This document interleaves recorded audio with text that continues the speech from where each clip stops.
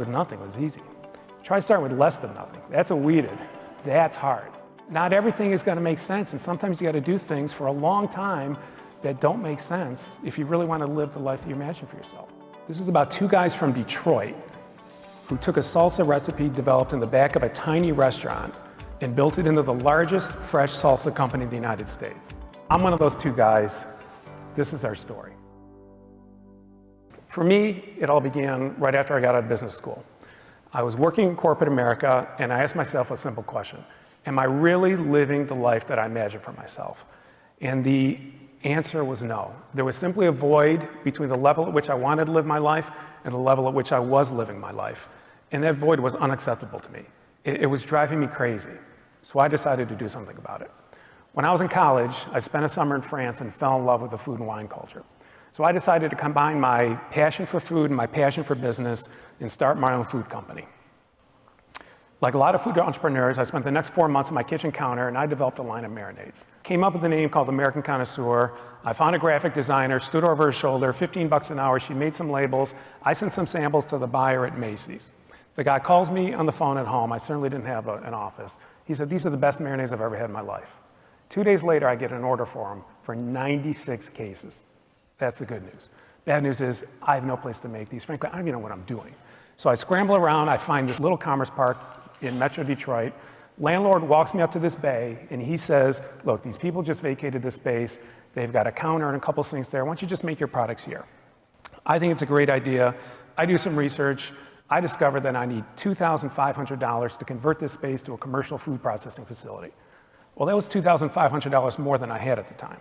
So I did what every red-blooded American entrepreneur does when you're in this situation. You want to start a business, you don't have any money. I applied for a credit card loan. So Discover, in their infinite wisdom, they saw something that I didn't have, which was a steady income at the time. But they did see something that I did have, which was a lot of student loan debt. So they turned me down. So I did what every red-blooded American male entrepreneur does when you're in a situation like this. I went to my girlfriend. She, A, had an income, B, must have seen something in me. So she decided to sign this credit card loan. So I'd love to say that I found out a company on a $2,500 credit card loan. In reality, I was so broke, it was my girlfriend's $2,500 credit card loan. Now, people ask me all the time, so I'll just be upfront. I did marry her, and we're still married to this day. In fact, she says it's the best investment she's ever made in her life, but enough of that. All right, so what do you get circa early 1990s in Metro Detroit for 2,500 bucks? This is what you get here. $30 blenders from Kmart, made everything by hand, first 400,000 units in here. Now we had air conditioning, but we had no heat. And I'm calling my landlord who lived in the Bahamas for tax reasons, if that tells you anything. And I said, look, Craig, we're freezing in here. You got to fix this. And he goes, just flick on the switch. It's real sensitive. It'll come on, it'll come on. I'm paying him 300 bucks a month under the table. He's not going to spend a lot of money here. We kept flicking the switch. It never came on. 5 Michigan winners. All right, but on the surface, it seemed like we were doing pretty well. I got my products on the QVC for a number of years, interviewed on the TV Food Network, real media darling, appearing on magazine covers. That was on the surface. In reality, I was still struggling and struggling big time. When trucks would come to pick up my product, I couldn't afford a forklift. So they'd have to come out to this parking lot at this commerce park we were at. I'd have to wheel all my product out, load it by hand. It was taking trucks an hour to get in and out of there. They wouldn't even come pick up for me because it was taking so long. And one day, a woman who owned a business across the parking lot from me, the Mucky Duck Mustard Company, the owner of the Mucky Duck Mustard Company, approaches me while I'm loading product. A, she felt sorry for me, seeing me doing this in the snow. B, she had a doctor's appointment that day. She goes, just borrow my forklift. I got to get out of here. You're blocking the whole parking lot. So I did. That became a habit. I befriended her. 3 years later, I bought the company. So the next day, we're moving from this kitchen to my new mustard factory. And one of my employees comes, and he moved this vertical spice rack we had. And he goes, Dave, come here. You need to see this. And I went there, I go, oh God, you gotta be kidding. It was a second thermostat. And I flicked the switch on, and sure enough, the heat came on the day we're moving out. All right, so what else could possibly go wrong? So the next day I show up to meet my new crew, and I brought my old crew over, and we're gonna make mustard. And that's what I learned. I didn't buy an American mustard company. I bought a British pub-style mustard company. And in Britain, they use eggs in their mustard. So I still couldn't afford much of a crew. I had to keep my labor costs down. So for the next 5 years, guess who's getting up at 5:30 every morning to go in and break eggs? I estimate that these hands have broken over 800,000 eggs in their lifetime. I mean, things they don't teach you in grad school. So a mere 11 years after my girlfriend signed for that $2,500 credit card loan, I'm still struggling mightily. I'm $350,000 in debt, and I go to a food show in New York, and I introduce myself to this man, Jack Aronson, 6'5", 265 pounds, world champion softball player, no formal education, no formal training. He's in his late 40s, and he's struggling even more than I am. Jack is running the Clubhouse Barbecue in Ferndale, Michigan, just outside of Detroit. He's $450,000 in debt. He had to declare bankruptcy to hold on to his lease. He was taking the bus to work because his car got repossessed. And literally out of desperation, he has since told me, he goes, I was just trying to pay my electric bill. He pulled out a 5-gallon bucket, started peeling onions by hand, and in 15 minutes made what is the basis of Garden Fresh salsa today. So he starts putting it on his table, and one time a guy comes in and has dinner there, and he happened to own a local supermarket. He goes, this salsa's terrific. He goes, why don't you start making it for my store? So Jack thinks it's a great idea. So this is the first pint of Garden Fresh salsa ever produced. Now, there's no UPC code on this label. There's no tamper evidence seal. There's no nutritional ingredient statement. But what there is a statement there that says, made with pride by Chef Jack Aronson. And in addition, I don't know if you can read on the lower left-hand corner, it says, at the world-famous Clubhouse Barbecue. He didn't mention it was a bankrupt world-famous Clubhouse Barbecue. The details. So then he says, you know what? I'm going to try to expand outside of Michigan. He gets a meeting with the deli buyer at Publix, the largest chain in Florida. Now, Jack can't afford a plane ticket to drive from Detroit to Florida, so he packs up with his car with salsa. He drives 27 consecutive hours to Lakeland, Florida, which is where Publix is located. Now, again, he's 6'5", 265 pounds. This guy does not do well with no sleep. Pulls up to the security gate. The guard comes out, and Jack was supposed to meet with a guy named Raul Garcia. And he says, who are you here to meet? And Jack is so tired, he's so groggy, he can't think of the buyer's name, so he says the first name that comes out of his mouth, which was the old Colombian coffee mascot, Juan Valdez. So security guard goes, we don't got nobody here by that name. Makes Jack get out of the car, bring in extra security, searching the car. Jack's calling his wife, finally got everything settled, finally got his meeting with Raul Garcia. Raul Garcia says, Jack, you're not ready to ship to Florida yet, I'm sorry. So he didn't get into Publix. He did, though, get picked up by a big chain here in the Midwest called Meijer. And after he did that, he was working with a real estate developer who talked him into building a 25,000 square foot plant that you see there in the background. That plant opened literally weeks before I introduced myself to him in New York. So we get back from New York, and Jack's saying, look, I think I might have overbuilt here. Everybody said I'm crazy. Everybody said you don't go from 3,000 square feet to 25,000 square feet.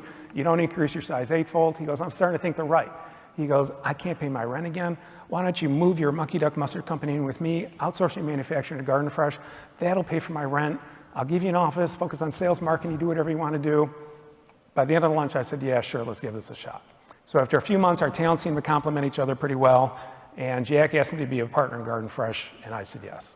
So all right, we're on our way. First thing I did was bring in a creative director. His name was Mike Griffin. He was doing my Mucky Duck packaging, no more standing over somebody's shoulder, $15 an hour.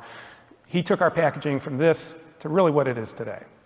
Then we made a very important strategic decision, critical strategic decision.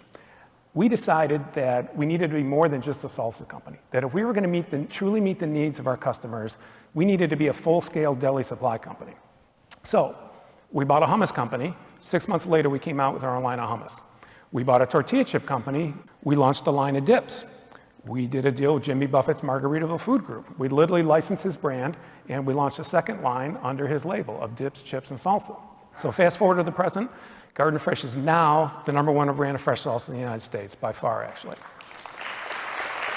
Thank you. A couple years ago, we overtook Kraft. We're now the 3rd largest hummus manufacturer in this country. We're the #1 brand of tortilla chips merchandised in the deli in the United States. We're the 9th leading brand of dips. We have, as of last Saturday, 453 employees. All right, so thank you. In terms of our growth, that first year Jack and I were together, we did $4.6 million. And I distinctly remember saying to him, if we can get this up to $10 million, one day it'd be a great life for ourselves. Well, that happened in about 15 minutes. And last year, we didn't do $10 million, we did $110 million. 12% of which were outside the United States. We're by far the #1 brand of fresh salsa in Canada. We shipped to Korea. I want to make this very clear, that's South Korea. We're working on North Korea. It's not going too well. And we're shipping to Puerto Rico. We just got into Europe last year, and just this May, we started shipping to Japan. I mean, again, kind of an all-America story. Very humble beginnings, and look what's happening. But wait, there's more. A few years ago, the largest food company in the world, Nestle, approached us to buy us. They made us an offer. It was a pretty strong offer.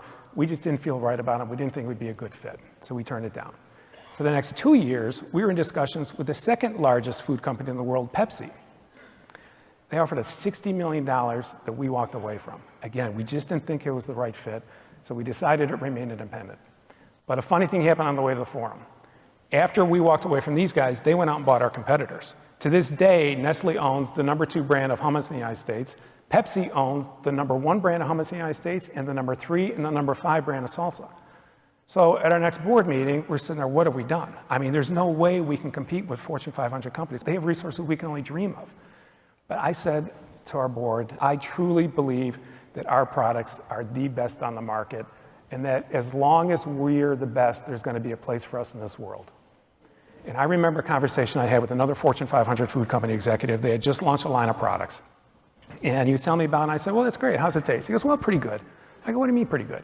He goes, well, not as good as they could be. And I said, well, why not? He goes, well, the finance guys got involved, and they took out the best ingredients, and they replaced it with water and fillers, but they're still pretty good. And I said, well, on a scale of 1 to 100, where would you rate them? He goes, I don't know, 81, 82. And I just remember saying to myself, there is no way Jack and I would have put a product on the market that on a scale of 100, it would only rate it an 81 or 82. We would not put anything on the market with our brand on it, with our name on it, unless we didn't even think it couldn't be just the best product on the market. On a scale of 1 to 100, it had a rate of 99. So we kind of distilled this whole creed into the 99 rule, that as long as we were the best, there was going to be a place for us in this world. And that no matter what we had to do in terms of manufacturing, we were willing to do it. And here's what I mean by that. I told you Jack started in the back of this restaurant, peeling onions by hand. Some guy showed up at my office 10, 11, 12 years ago. He said, look, I saw you peeling onions by hand on TV. Somebody did a news story on us. And he had these perfectly diced, flash frozen onions. And I'm eating on the palm of my hand, and they were delicious. So I ran some numbers. We could save $219,000 a year in labor by not peeling onions by hand. So Jack and I decided to try it. And we made the first batch of salsa with these dehydrated onions, and we could both tell that our salsa didn't taste the same. And what we learned is that onions are 89% water, and that water becomes flavored. It's literally onion juice. So unless you use real onions and you're peeling them by hand, you're not going to get that flavor. So we just wouldn't compromise at all on our flavor profile. So to this day, we still peel onions by hand. We chop seed and core our peppers for the exact same reason. We wash our cilantro 3 times, and then we put it in a centrifuge. This is a giant salad spinner, just because we want the water droplets to get off our cilantro. We don't want it diluting our flavor profile. At another board meeting I was running, we were about a $30 million company, and I said, look, I think we can become a $70 million company and be the #1 brand of fresh salsa in the United States. The rest of the board scoffed. Jack says, all right, if we're going to go for it, we can't be making salsa in 5-gallon buckets. So he brings in these process engineers, and they said the same thing. If you're going to scale national, you got to do what Big Food does. You got to make it in big tanks. So we brought in these 2, 4, 600-gallon tanks. For months, Jack tried to get the recipe right, but he couldn't do it. The onions were flowing to the bottom. The product was incredibly inconsistent. So we just said, look, we don't care if we're the biggest. We've got to be the best. To this day, we still make salsa in 5-gallon buckets. Now, we're automated filling on the back end completely, but we make 85 tons of fresh salsa a day. 31% of all the fresh salsa in America is made by these 2 flunkies in Detroit at this plant that Jack overbuilt. A couple years ago, Jack and I are in our conference room in our offices, and we're with another guy, and we just hit the $100 million sales mark. And this guy he goes, I can't believe what you have done. This is just amazing. And he goes, you know what I respect most about you two is that nobody gave you anything. You two started with nothing. And Jack goes, started with nothing. He goes, look, I got to tell you, Dave was $100,000 in debt when he met me. I was too. I just built this plant. He goes, starting with nothing was easy. Try starting with less than nothing. That's what we did. That's hard. And the guy's even more amazed and more blown away. He goes, well, how'd you guys do it? And Jack said, I don't know. We just did what we had to do. And I said, look, it's just the only term I can characterize what we did was irrational persistence. I said, if you really want to follow your dream and live a life that you've imagined for yourself, not everything you do is going to be rational. I mean, 95 out of 100 new businesses fail, but everybody's starting new businesses. That's not a rational thing to do. Salsa from Detroit, that's not rational. So, not everything is going to make sense, and sometimes you got to do things for a long time that don't make sense if you really want to live the life that you imagine for yourself. And I got to tell you, sometimes dreams come true. Last year, Campbell's Soup Company reached out to me unsolicited and said they wanted to buy us. I said we weren't for sale. They said, look, will you go out and talk to a couple of our top executives running a division in Southern California? So show you how motivated I was. I waited 5 months before I went out there. I walked into this meeting and I thought it'd be a 5-minute meet and greet. Turned out to be a 125-minute meet and greet because there was just something special about these guys. They were just different than the guys from Nestle and the guys from Pepsi. The Nestle and Pepsi guys would say to me, look, you're going to be so proud with what we do to Garden Fresh. You guys are making salsa in these 5-gallon buckets, and that's cute. We know that's the best you can do. But with our capital expenditure budgets, we're going to come in and we're going to take you guys to the major leagues. We're going to make salsa in these big tanks, and you're just going to be so proud of what this little company you started became. I was offended by that. I mean, to me, the 5-gallon buckets had become a badge of honor. I mean, it epitomized this 99 rule. It perfectly illustrated all we went through to keep our product the best. And I knew that there's no way they could make salsa in those tanks that would taste as good as the salsa in our 5-gallon buckets. So that's a big reason why we walked away from those companies. But when I was talking to the Campbell's guys, their lead executive, after he went through a presentation pretty close to what you guys are suffering through right now, the first thing he said when I got done, he goes, I love those 5-gallon buckets. He goes, you guys get it. He goes, you guys are the future of food. With the food revolution that's going on in this country right now, this is what you have to do. You have to employ a chef's mentality, use an artisanal approach to making food, even if it means making it by hand, even if it means employing a micro-batch process, and then using whatever technology you need to scale national and international. I walked out of that meeting. I'm on the streets of Santa Monica, and I said, these are the people we're selling Garden Fresh to. Jack didn't even know I was meeting with him yet. I didn't even tell him, because again, I thought it was going to be a meet and greet. And sure enough, 2 months ago yesterday, June 29th of this year, Campbell's Soup Company bought Garden Fresh for almost $250 million. And we had finally,